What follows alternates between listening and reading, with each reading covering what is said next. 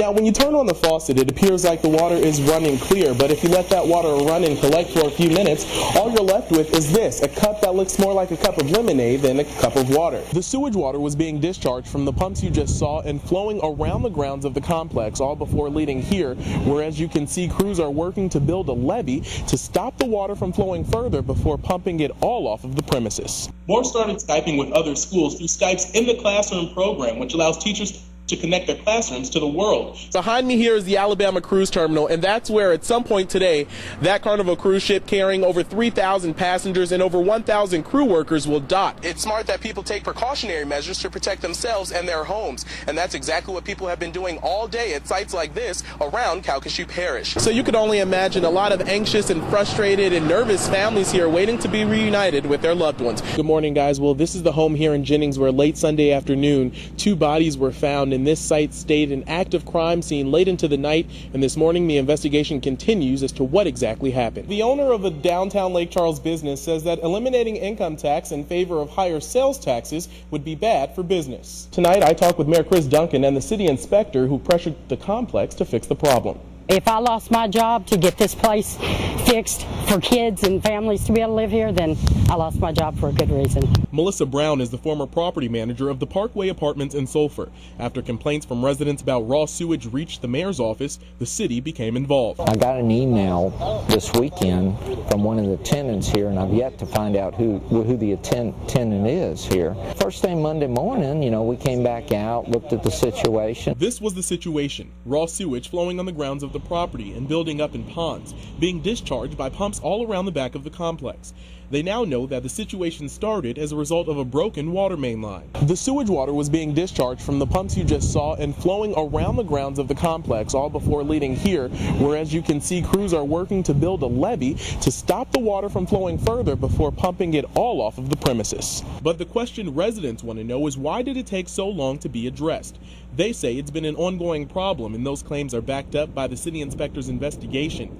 But Murray Calhoun, a manager with Mac Ray LLC, who manages the property out of New Orleans, say they were made aware of the issue just this week. It is broke. I don't dispute that, and it needs to be fixed. If it had been brought aware to us quicker, we would have been out there quicker. But Brown says they should have known a problem existed at least a month and a half ago when she made a report to them that there was a sewage issue. I made a report, and one of the maintenance men that works for McRae came out and flushed the system or snaked the system, and he advised me that it was because the tenants were putting grease down their sinks that this was going on, and if he had to come back out here again, I needed to damage charge each tenant. This is a plumeria flower, and we use it to make lace.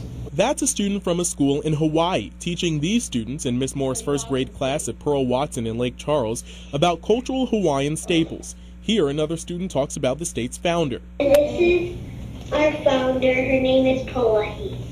And after performing a traditional Hawaiian song, it's time to switch. Our student sharing a little bit about Louisiana and what makes it special. We celebrate what's called Mardi Gras, and this is a mask of Mardi Gras. Lisa Moore loves technology, and as it continues to advance, she's thought of ways to integrate it into her early education classrooms. The students need to know how to Skype, they need to know how to get on a computer, how to look up things, how to use the internet, and this is a good way for them to learn educational items on the internet. Lately, she's used the innovative technology to connect with classrooms as close as Oak Park, also in Lake Charles, and as far away as Chicago. They need to actually know what is happening in the different cities, in the different countries, everywhere in the world.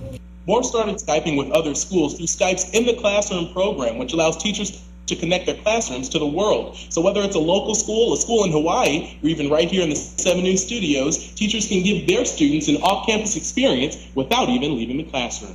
It's a good learning experience for our children, as well as the ones that we are Skyping with. An experience where even the youngest of kids can take something away. They showed me the big city, and they showed me the flowers. What was the weather there? And what did they say? It's really rainy out there, and ours is sunny out here. At your service in Lake Charles, Gerron Jordan, KPLC 7 News. the water was yellow, and then I took a shower, and I was like, what? This is what the bathtub in Timothy Kinnemer's room at the Red Roof Inn on Highway 397 in Calcasieu Parish looked like after he ran water for a shower. That's not residue from body dirt. Something's in the water. I've stayed at bad hotels before. I'm not saying it's a bad hotel, but come on, man. And for the most part, it's not a bad hotel. According to TripAdvisor.com, it's the second-rated hotel in the lake area. That's why manager Parul Patel fears the dirty water she and guests have had to endure for more than a week now will hurt her business. I worked so hard for it to get that number on a website. And because of this issue, if I'm going to drop down, who's going to be responsible for it? Now, when you turn on the faucet, it appears like the water is running clear, but if you let that water run and collect for a few minutes, all you're left with is this, a cup that looks more like a cup of lemonade than a cup of water. Now, Patel says that since the problem is affecting all of the rooms in the hotel, including right here in the laundry room, it's cost her thousands of dollars in damages. The linens and the bath towels and all kind of stuff, already we have at least like few $1,000s damage.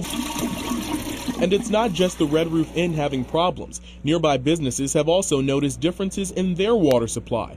The area is managed by the Calcasieu Parish Department of Public Works and falls in Water District No. 5's jurisdiction.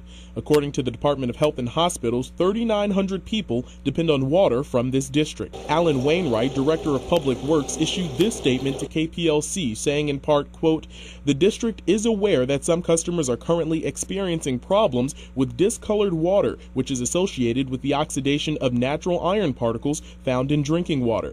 A project has been initiated to replace water filter components that are used to remove iron from the drinking water supply, which should remedy the discoloration issue." End quote. Tyler Clemens may be small, but he carries a big stick. Two of them, actually. They're his drumsticks, and this 4-year-old kid from Moss Bluff takes them everywhere, practicing to perfect his craft. When he gets older, he says all he wants is to play the drums and be a magician. be a musician? By the sounds of it, he doesn't have too far to go, but it all had to start somewhere. He showed interest at a very young age, which is 2, and since then we pretty much encouraged. At first it was the keyboard. Around 4 years old, he really took an interest to the drums. So they brought him his first drum set. This is a hi-hat. This is a bass drum. Tyler's awareness of music and disciplined study of the drums helped his mom realize this was more than a 4-year-old banging on things. We knew right then and there that it was a talent more than just a phase that he was going through. Now he plays every day, oftentimes accompanied by his musical family, his mom, aunts, and grandparents. My mom, she plays the piano. My dad plays the saxophone. I have a sister that plays the flute. We were in high school in the band. I played the clarinet. So it does run in the family music-wise. Oh, let's be with.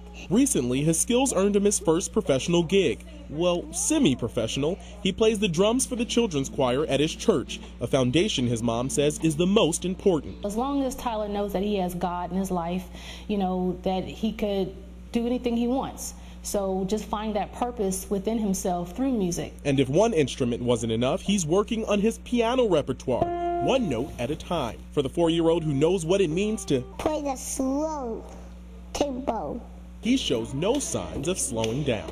At your service in Moss Bluff, Gerron Jordan, KPLC 7 News. For Seth, Cedric, and everyone behind the camera, I'm Gerron Jordan. Thanks for joining us. We hope to see you right back here tonight on Nightcast. Good evening.